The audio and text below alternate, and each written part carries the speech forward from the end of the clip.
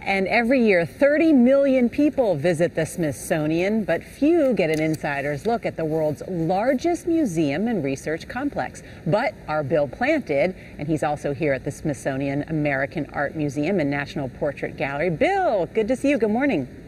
Good morning. Well, you know, the Smithsonian is an amazing place.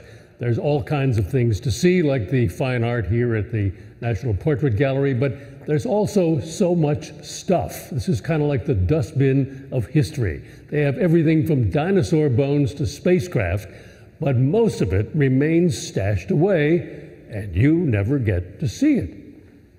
We got a behind-the-scenes peek at some of the treasures of American political history from curator Harry Rubenstein. We have about 100,000 objects in this room.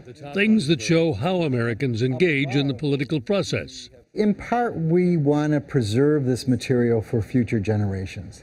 There's nothing like seeing the real object. Real objects. This is actually one of our real treasures. Like this political banner from the inauguration of 1801, when Thomas Jefferson became the third president of the United States. On one ribbon it says, T. Jefferson, President of the United States, and on the other ribbon it says, John Adams is no more. They were not afraid to make their feelings known, huh? There are drawers and drawers of campaign buttons, tens of thousands of them, says Rubenstein. It's this very simple idea that if you can get people to put your button on their shirt or coat, you stand a good chance of getting people to come out and actually go to the polls. And in an age before TV commercials were getting people out to vote, head to the polls on November 6th. There were huge political parades. Here's this wonderful piece from 1860. This is Fear Not, Old Abe is Ours. And there are deeply personal treasures, like the gold pocket watch carried by the nation's 16th president. This was probably the most expensive thing that Lincoln ever bought for himself. What would you say it was roughly in today's dollars? It's like a good Rolex in today's dollars, whatever that means. Do you think he was wearing this on the night he was killed?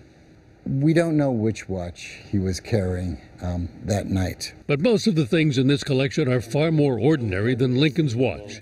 Everyday stuff that might normally get thrown away. We're trying to preserve a little slice of that across the political spectrum so that people in the future can get a real sense and feel of what those moments were like. So the logical question is, where do they get all this stuff?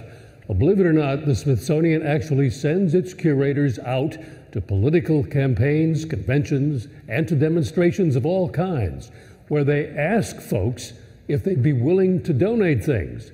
And they're also the beneficiaries of people offering up their own items, and sometimes that stuff is just stuff, but occasionally there's a treasure.